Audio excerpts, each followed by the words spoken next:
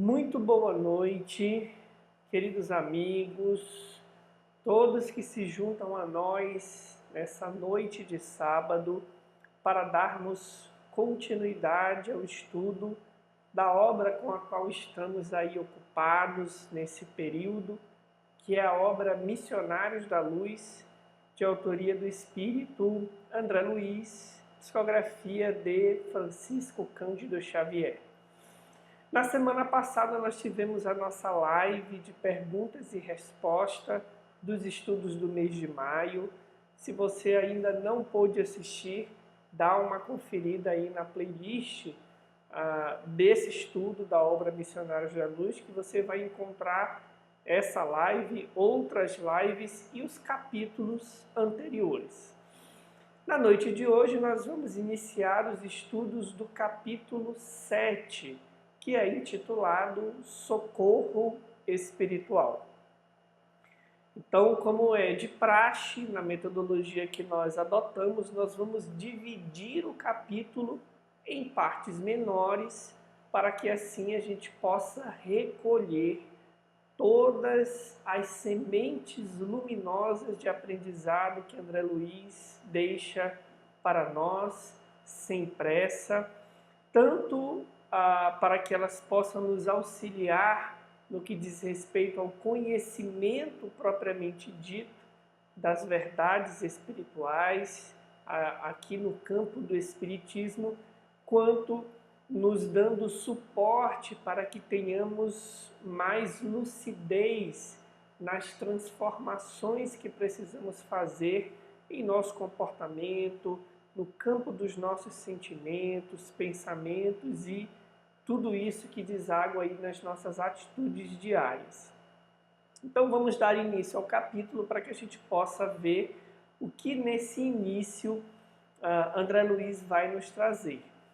Bem, findo aquele contexto do capítulo 6, Alexandre vai convidar André Luiz para dirigir-se com ele a uma assembleia de esclarecimento a irmãos encarnados. Durante essa assembleia, vai aproximar-se uma senhora chamada Justina. Essa senhora tem um filho chamado Antônio, que está ali por volta dos 70 anos, né, de encarnação, próximo de concluir a sua estada na Terra, mas com necessidade de estender um pouco, por mais algumas semanas, para que ele possa conseguir resolver algumas questões que são importantes de serem resolvidas antes da sua desencarnação propriamente dita. Contudo, nós temos uma situação, digamos assim, inusitada, que é o mote, é o foco do nosso estudo de hoje, é onde nós vamos nos deter. Antônio, esse senhor, pode ter adiantada a sua desencarnação por um processo de preocupação excessiva que vai lhe causar ali uma trombose, digamos assim, que vai culminar na sua desencarnação. Esse nosso estudo de hoje vai focar exatamente nesse ponto.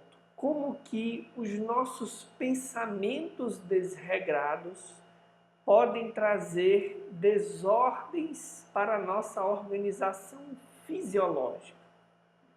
Há alguma ligação entre aquilo que a gente pensa, e já vimos em capítulos anteriores que o pensamento tem força fluídica, que o pensamento movimenta fluidos, e que em espiritismo fluidos são matéria, né, com cor, com cheiro, como vai nos ensinar Kardec lá no capítulo 14 da obra A Gênese.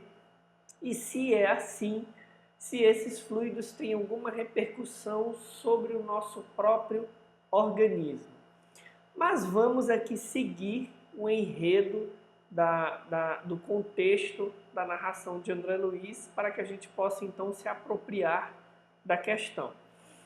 Bem, ao ser então convocado por Justina para que pudesse cooperar nessa problemática, o próprio Alexandre vai dizer que já adivinha o que está se passando, porque já havia visitado Antônio no mês findo, notando-lhe as perturbações circulatórias.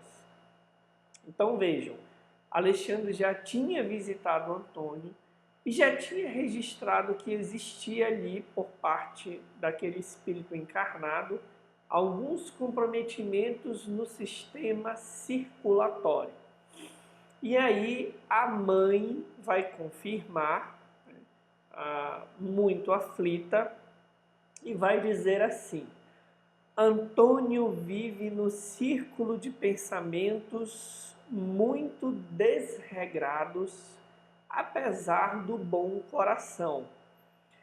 E hoje trouxe para o leito de repouso tantas preocupações descabidas, tanta angústia desnecessária, que as suas criações mentais se transformaram em verdadeiras torturas. Embalde auxiliei-o com os meus humildes recursos. Infelizmente, é tão grande o seu desequilíbrio interior que toda a minha colaboração resultou inútil, permanecendo-lhe o cérebro sob a ameaça de um derramamento mortífero. E aí ela vai dizer, então, ó Alexandre, bem sei que devemos subordinar nossos desejos aos desígnios de Deus. Entretanto, meu filho necessita de mais alguns dias na terra. Creio que em 2 meses conseguirei dele indiretamente a solução de todos os problemas que lhe afetam a paz da família. Então, como vocês podem ver, é uma senhora já ali com bastante respeito, com bastante fé, reconhecendo que há um desígnio divino por detrás de toda essa petição que ela está fazendo, mas que, se for possível, ela gostaria de receber esse auxílio. E aí Alexandre, então, vai então dizer que não há mais tempo a perder e vai convidar André Luiz e outros servidores para comparecerem ao leito de Antônio. Essa fala da mãe de Antônio, ela deve ser bastante preocupante para nós todos que vivemos num mundo onde a informação tem ganhado cada vez mais velocidade e onde raramente nós nos desconectamos das notícias diversas que nos alcançam. Hoje mesmo eu conversava na hora do almoço com alguns companheiros de trabalho e nós analisávamos que antigamente, quando você queria dar alguma notícia para alguém, você tinha que ligar para a residência ou para o trabalho dessa pessoa, para o telefone fixo, e tinha que ter a sorte de encontrar aquela pessoa ali para que então você pudesse comunicar alguma coisa.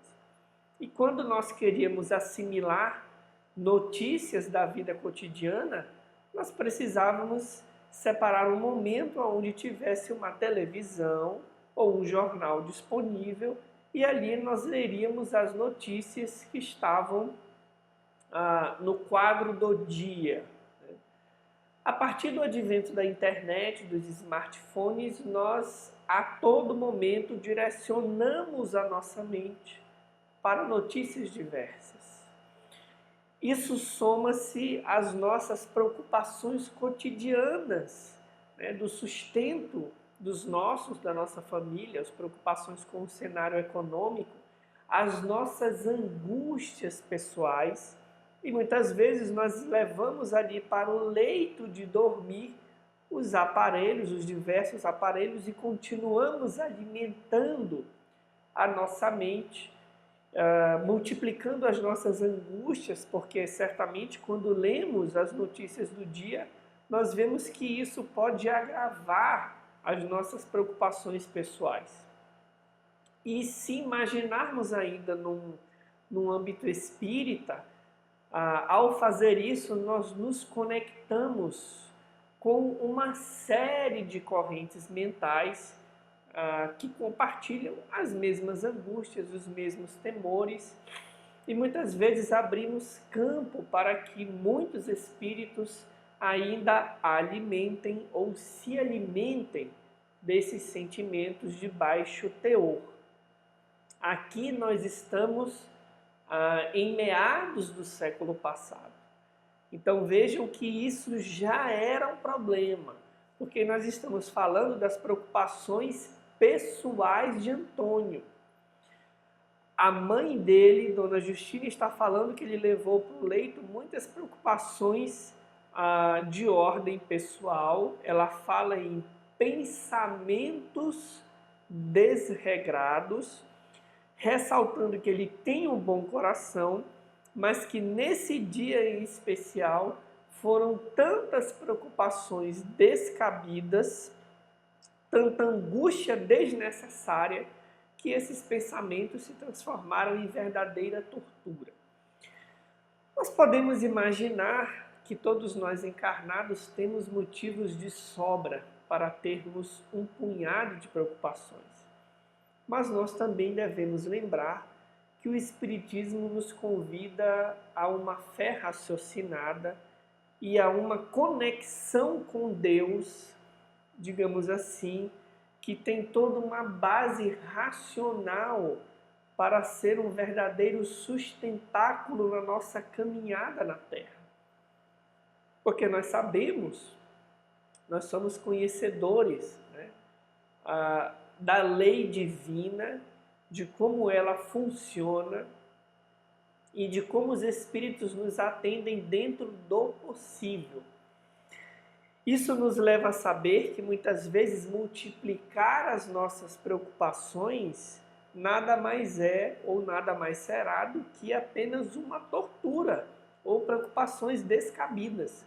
Porque se estamos fazendo o que está ao nosso alcance dentro do campo de trabalho que nos é possível, nós temos de convir que o restante estará nas mãos de Deus.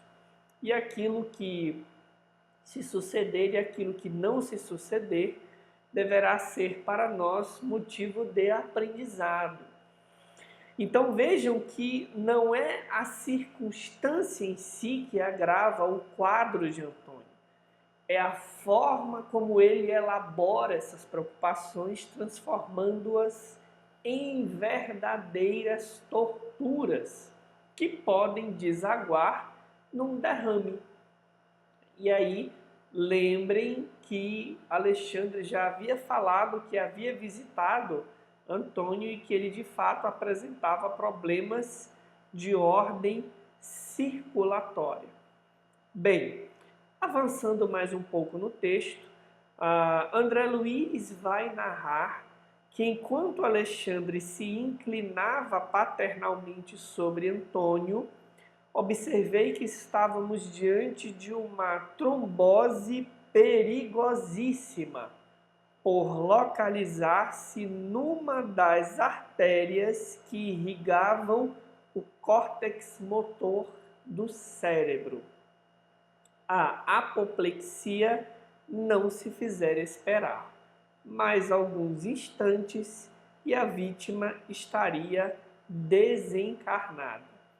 E aí André Luiz vai dizer que Alexandre, que centralizara todas as atenções no enfermo, tocou-lhe o cérebro perispiritual e falou com autoridade serena: Antônio, mantenha-se vigilante.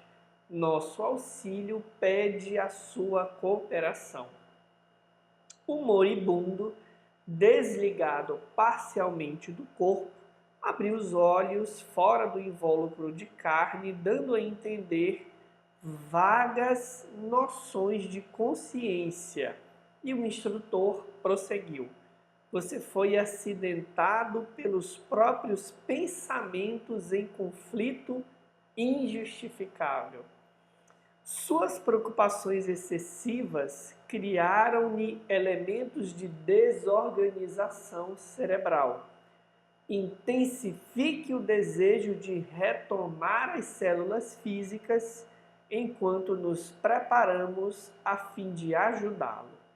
Esse momento é decisivo para as suas necessidades. André Luiz vai dizer que o interpelado não respondeu, mas observou que Antônio compreendera a advertência no imo das forças da consciência, colocando-se em boa posição para colaborar em favor de si mesmo. Bem, vamos dar uma pausa aqui no texto.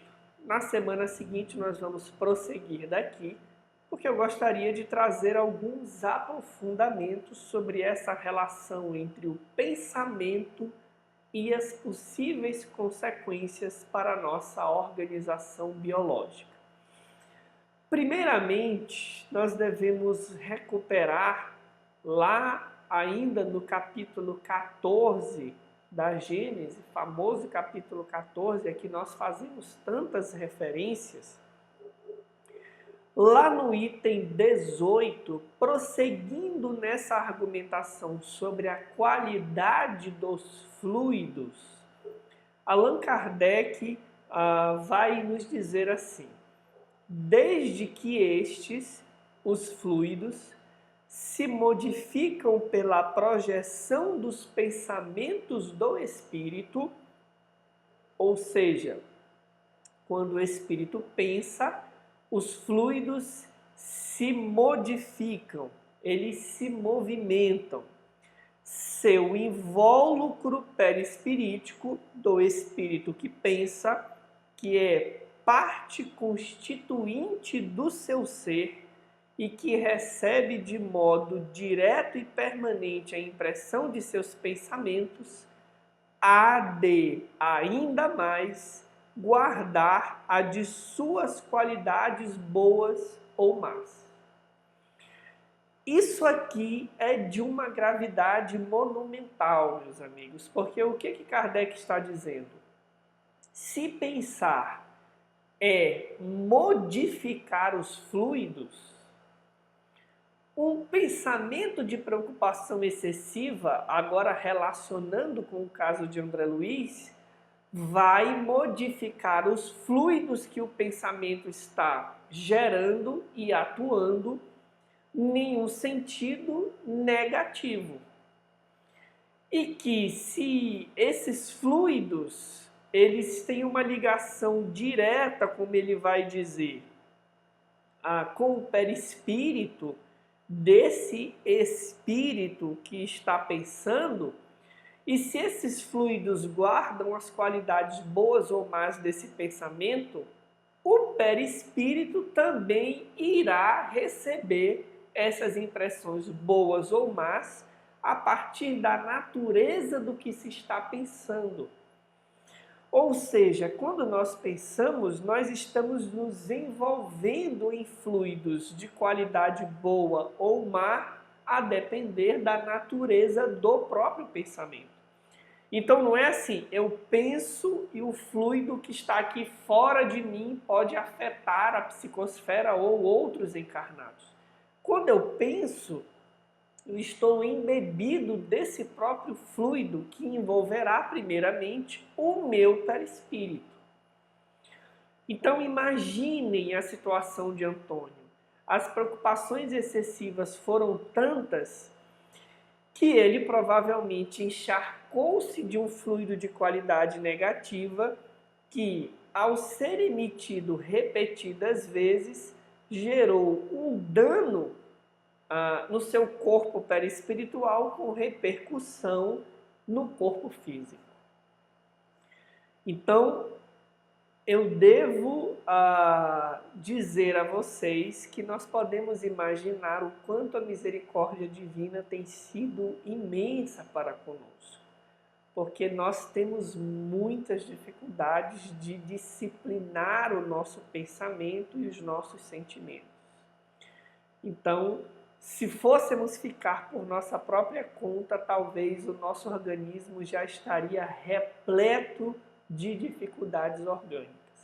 Certamente que no nosso programa reencarnatório, Deus, que é todo misericórdia, atua para dirimir esses efeitos. Especialmente no tempo em que a nossa conexão com a notícia é em tempo real. Especialmente num tempo onde, muito agravada essa realidade, diferente aqui de meados do século passado, as nossas preocupações são milhares de vezes aumentadas pela velocidade, pela qualidade da notícia que nós recebemos o tempo inteiro. Mas Kardec prossegue num parágrafo seguinte, dizendo assim: atuando esses fluidos sobre o perispírito, esse a seu turno reage sobre o organismo material, com que se acha em contato molecular. Se os eflúvios são de boa natureza, o corpo ressente uma impressão salutar. Se são maus, a impressão é penosa. Se são permanentes e enérgicos, os eflúvios maus podem ocasionar desordens físicas. Não é outra a causa de certas enfermidades. Então vejam que há uma relação profunda entre a codificação e o olhar que André Luiz está aqui nos revelando nesse serviço de socorro espiritual. Kardec nos iniciou nessa relação. Então, se o espírito emite um pensamento, esse pensamento atribui qualidades boas ou más para os fluidos e o organismo se ressente no contato com o perispírito, com quem tem uma ligação molecular, se o perispírito é afetado por essas emanações fluídicas que aquele que pensa está emitindo, e essa emissão é enérgica e persistente, isso vai atingir, com uma questão de tempo, o corpo. A ponto de Kardec dizer que não é essa a causa de certas enfermidades, né? Perguntar, não seria essa ou afirmar que essa seria a causa de certas enfermidades. Bem, lá no livro Pensamento e Vida, o Espírito Emmanuel, no capítulo intitulado Enfermidade, vai nos dizer o seguinte: toda emoção violenta sobre o corpo é semelhante à martelada forte sobre a engrenagem de máquina sensível. Imagina que você tem uma máquina que está em pleno funcionamento e você, então, mantendo um martelo nas mãos, despeja um golpe violento sobre essa máquina. Certamente que ela vai se ressentir desse impacto.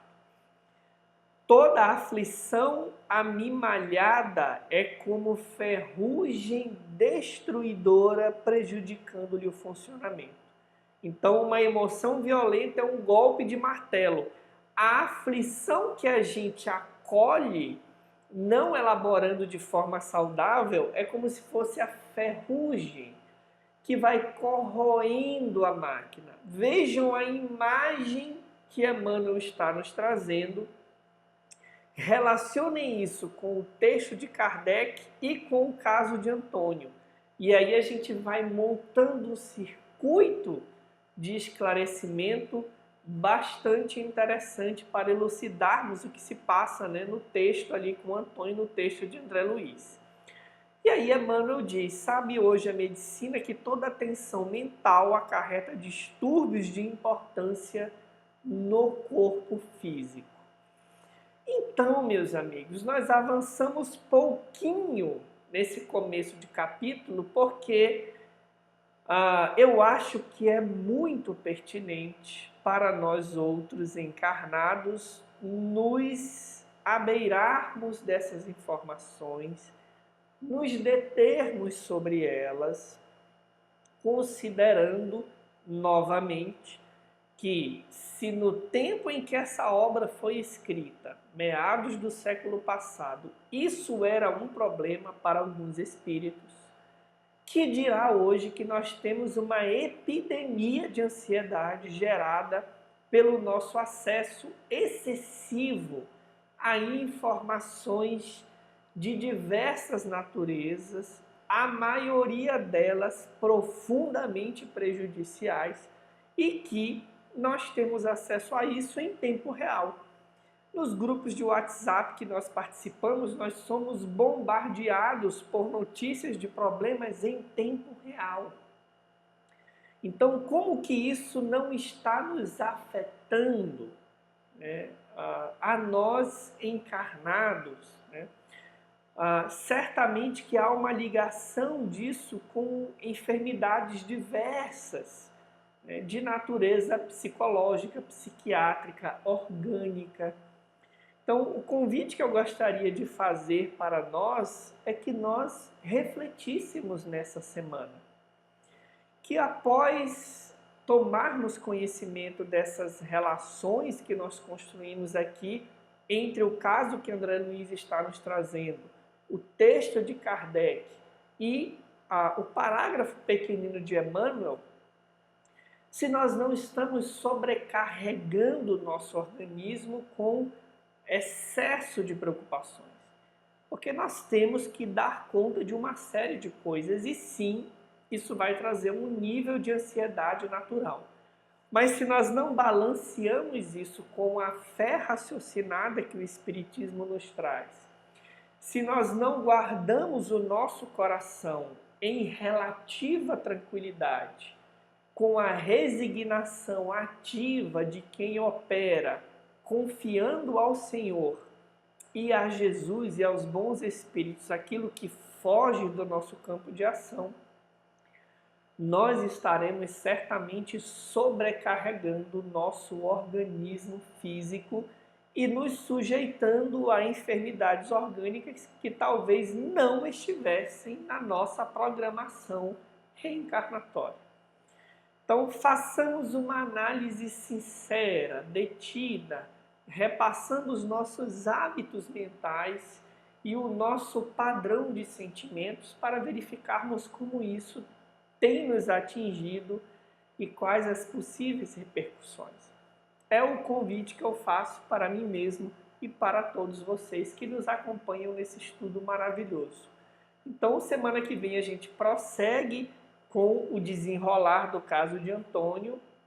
Deixem aí as suas dúvidas, os seus comentários, que lá na primeira live do sábado de julho a gente vai responder. Um abraço, fiquemos com Deus e até o próximo sábado.